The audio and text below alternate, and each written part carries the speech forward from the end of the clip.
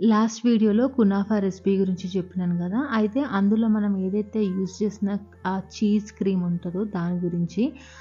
అయితే నేను మాక్సిమం ఏ రెసిపీ అయినా సింపుల్‌గా అయిపోయేలాగానే ట్రై చేస్తాను. ఎందుకంటే ఎక్కువ పని పెట్టుకుంటే చేయడానికి కూడా యాస్టొస్తది. అంతసేపు కిచెన్‌లో ఉండలేము కదా!